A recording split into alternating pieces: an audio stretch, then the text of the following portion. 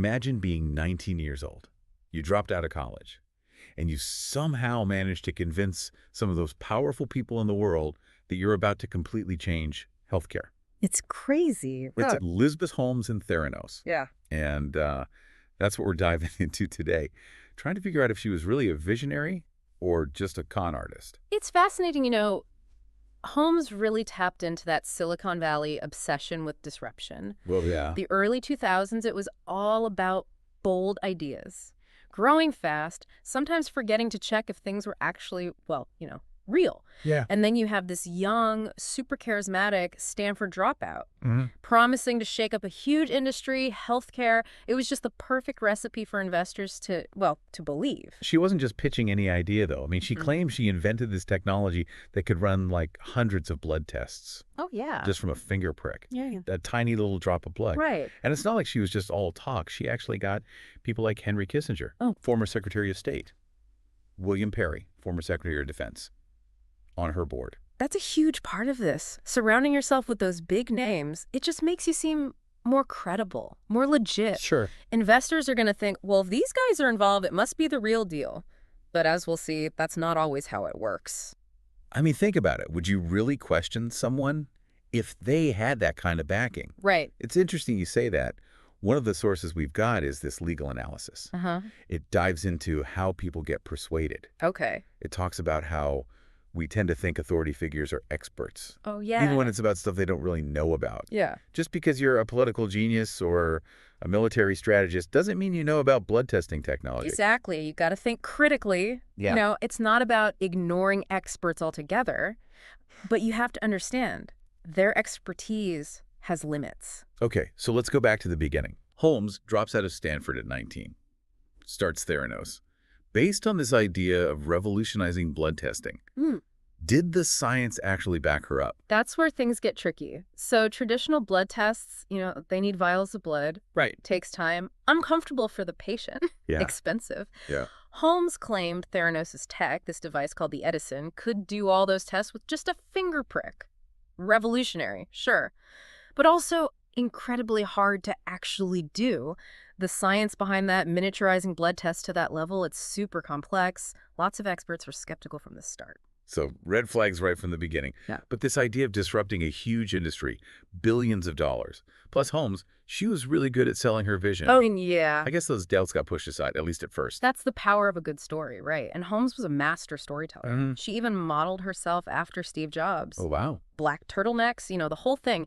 Just that aura of, I believe in my vision no matter what. Speaking of Steve Jobs, there's an article that argues Silicon Valley loves this whole rebel genius thing. Oh, interesting. Disruptors, breaking the rules. Yeah.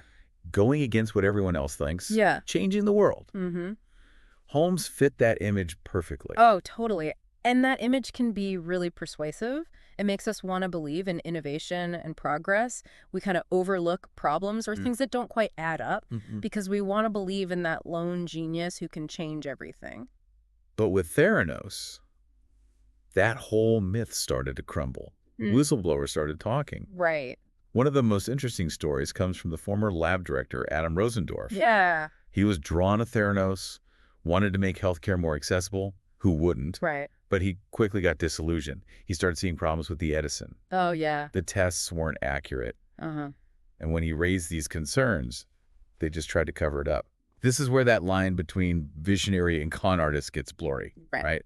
If Holmes knew the technology was messed up but kept pushing it, I mean, she was putting patients at risk. That's the key difference, right? Making mistakes because you're trying to do something good versus lying to people to get ahead. One of the biggest pieces of evidence against Holmes was this outlier policy that Rosendorf talked about. Hold on. What's an outlier policy? I mean, some people might not know how labs work. Sure. So in any scientific testing, you're going to have some results that are outside the normal range. Okay. Those are outliers. Right. And there are good reasons why they happen. A good lab will investigate them to make sure everything's accurate. Makes sense. What Rosendorf described wasn't like that. Oh. It was basically a way to manipulate the data, make the Edison look better than it was. So they weren't just ignoring the weird results. They were actually, using a policy to make the data say what they wanted. According to what Rosendorf said, yeah. 2 out of every 6 blood samples just thrown out. No good scientific reason. Wow. So that raises some serious questions. Were Holmes and Theranos deliberately lying to investors and everyone else? It sounds like things were falling apart. And more people started speaking up, right? Yeah, Erica Chung, another former employee, she also played a big part in exposing what was going on. She talked about this culture of fear and secrecy at Theranos. People pressured to get results out fast, even if it meant being inaccurate. So it wasn't just the technology. Right. It was the whole company culture. Exactly. They cared more about looking good and being fast than being accurate and safe. Which raises another big question. What's that? Even if Holmes really did believe in her vision at the beginning, at what point did it become more about just looking successful, even if it meant doing something wrong? That's a really good question. And that question was at the center of the whole legal case against her. Exactly. To prove she was guilty, they had to show she was intentionally lying to investors. They had to figure out what she was thinking. What were her motives? Did she know she was lying about what the technology could do? This story goes so much deeper than just whether the technology worked or not. It's about how we believe things, the culture of Silicon Valley, and whether it's okay to push innovation so far that you end up doing something wrong. Yeah, it's all connected. And as we keep digging into this, we'll unpack all these different layers. Sounds good. We'll look at the legal battles, the different things people said in court, and ultimately what the jury decided about Elizabeth Holmes. It's crazy how Theranos flew under the radar for so long. So many red flags, but no one seemed to notice. Right. Was it all because of Holmes's charisma? Or was there something else going on? Well, Holmes was definitely charismatic, no question about that. But there's more to it. Remember, this wasn't just some tiny startup. They had a seriously impressive board. Oh, yeah. Big names, influential people, former secretaries of state, military leaders, even business titans. And they weren't just there for show. They actually went out and vouched for Holmes and Theranos. That gave them this aura of credibility that most people didn't even question. So it's like borrowed credibility. Exactly. They were basking in the glow of these other people's reputations. It's like a halo effect. Yeah, like a halo effect. You see someone hanging out with a bunch of respected figures. You automatically assume they must be pretty great themselves. Makes sense. Yeah. Especially in healthcare, where trust is so important. Exactly. It makes you wonder about the investors, though. I mean, were they just blinded by the potential profits? Did they not do their homework? Or were they also caught up in this whole legitimacy thing? It's a good question. In a world obsessed with the next big thing, especially in Silicon Valley, there's this huge pressure to get in early on something that could be huge, this fear of missing out. FOMO, right? Exactly, FOMO. And that can lead to some really bad decisions. People are so worried about missing out, they don't see the warning signs. I guess when you combine a compelling story, a charismatic leader, and all those big names backing you up, it creates this perfect storm. Yeah, it's hard to resist. That's why it's so important to think critically. Be skeptical. Don't just believe everything you hear. Ask questions. Demand proof. Don't let the excitement cloud your judgment. So while Holmes was busy building this facade, the problems with the Edison technology, those were becoming more and more obvious, right? Did Theranos ever try to fix those problems? That's where things take a darker turn. Instead of acknowledging the issues, instead of trying to improve the technology, Theranos doubled down on secrecy, intimidation. Wow. Employees who raised concerns, they were silenced, threatened, even fired. It became a culture of fear. Nobody could speak openly. No one could really analyze what was going on. Sounds like it went from a story of ambition and innovation to a story of deception and cover-up. Exactly. And as the pressure kept building, Theranos started doing some really shady things, like using commercially available blood testing machines. Hold on. They weren't even using their own technology. It came out during the trial that they were often using modified versions of machines that you could just buy on the market. Wow. Which completely blew their whole story out of the water. They claimed they had this revolutionary, one-of-a-kind technology, and it was a lie. It's one thing to have a technology that's not quite perfect yet. It's another thing to lie about having it at all. How did they think they'd get away with that? They were banking on the fact that most people don't understand the complexities of blood testing technology. They threw around technical jargon, gave these fancy presentations, trying to create an illusion of sophistication, hoping to keep everyone in the dark, investors, the public, everyone. But eventually, the truth had to come out. And that's when the legal battles began. Right. What was Holmes's defense? How did she explain all of this?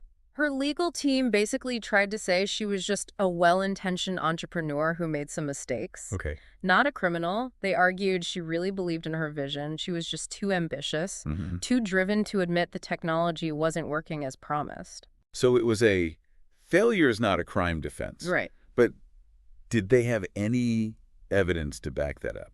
Any proof that she had good intentions? They pointed to the long hours she worked. Okay. The fact that she put her own money into the company, her unwavering belief in the technology, they said that proved she was committed. Okay. They also tried to blame other people in the company, saying Holmes was misled by certain employees or that she didn't fully know how bad the problems were. But how do you square that with all the evidence of deception? Right. The outlier policy, the fact that they were using other companies' machines. Yeah, it was the big question for the jury.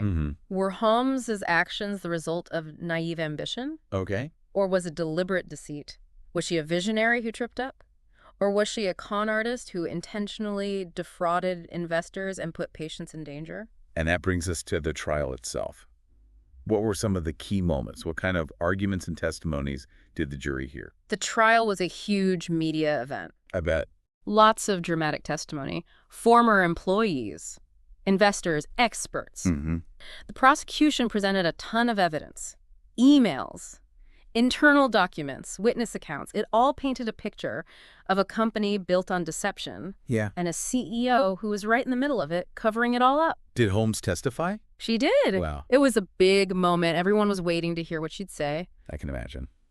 Her testimony was interesting, a mix of defiance and vulnerability. She admitted to making mistakes, but said she never meant to hurt anyone. I bet it was really hard for the jury to make sense of everything. Oh, yeah. So much information, so many different stories. They had to sift through it all, decide who to believe, figure out if Holmes's actions were just bad decisions or actual crimes. So what did they decide? What was the verdict? After weeks, they found Elizabeth Holmes guilty on 4 counts of defrauding investors. So even though she tried to say she was a well-intentioned entrepreneur, the jury believed she was a con artist. The verdict says they believe she knowingly misled investors for her own benefit.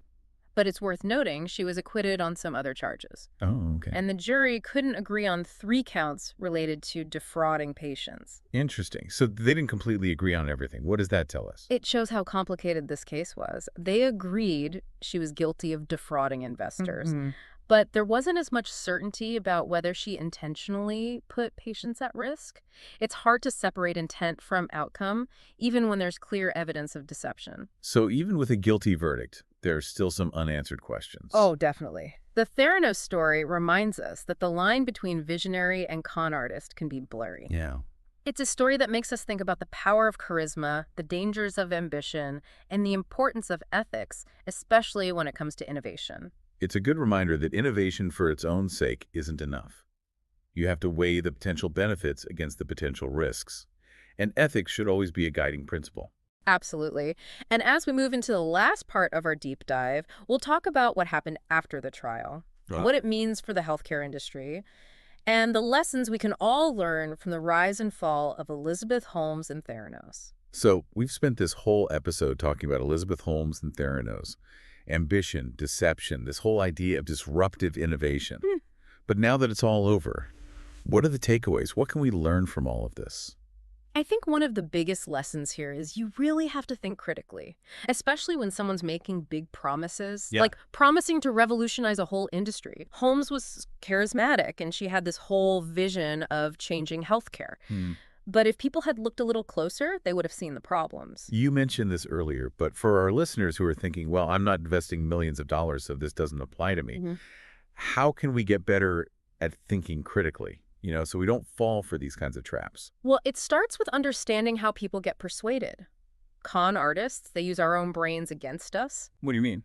Like, we're more likely to trust authority figures. Right. Or we get swept up in a good story. Makes sense. So the first step is just being aware of that, knowing that these biases exist. So basically taking a step back and saying, okay, is this person really credible?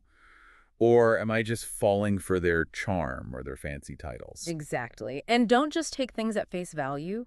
Ask questions. Look for proof. See if anyone else is saying the same thing. It's so easy to get caught up in the hype, especially with social media and all the information out there. It's true. Critical thinking is more important now than ever. It's not just about avoiding scams. It's about being informed, making good decisions, and not letting people manipulate you. Exactly. The Theranos case also makes you think about the investors. It seems like they were so caught up in this idea of the next big thing, they didn't do their homework. It's easy to judge in hindsight, but yeah, that fear of missing out, it can really cloud your judgment. So how can investors stay open to new opportunities, but also be cautious? Have a plan. Do your research. Don't let the hype make you forget common sense. And spread your investments around. Don't put all your money in one place, especially if it's a new, unproven technology. Another thing that stands out about Theranos is the company culture. They valued secrecy and loyalty more than transparency in doing the right thing. Yeah, those whistleblowers, Rosendorf and Chung, they were incredibly brave to speak up. They saw something wrong and they said something. They did. And that shows how important it is to create a work environment where people feel safe to speak their minds. Right, where it's okay to disagree. Where ethics matter. A company that's built on fear and silence, Yeah. that's just asking for trouble. Exactly. Open communication, constructive criticism, a shared commitment to doing things the right way. Those are essential for any organization. Did the Theranos case have any impact on the healthcare industry as a whole? Did it change how investors look at healthcare startups? Oh, absolutely. It definitely made investors more cautious, especially with companies claiming to have these groundbreaking technologies. So it raised the bar for proof and accountability. Yeah, you could say that. It might be harder for some legitimate startups to get funding now, Right. but in the long run, it could lead to a more responsible approach to healthcare innovation. Just a wake-up call for the entire industry. You could say that. It forced everyone to rethink their priorities, focus on patient safety. Remember that hype and ambition can't come before ethics and solid science. So as we wrap things up, what's the most important thing you want our listeners to take away from all of this? I hope they'll remember that critical thinking is a superpower. I like that. It's not just about business or investing. It's about everything. Question things, demand evidence. Don't be afraid to challenge what everyone else is saying. And always, always let integrity and ethics guide you. This has been a fascinating look at Elizabeth Holmes and Theranos. It's a story that I think people will be talking about for a long time. It is. And as you hear about other charismatic leaders and disruptive innovations, remember what we've discussed today. Don't get so caught up in the story that you forget to think critically and consider the ethical implications. Thanks for joining us on this deep dive. We'll be back next time with another story, another polarizing figure. Until then, stay curious, stay informed, and stay skeptical.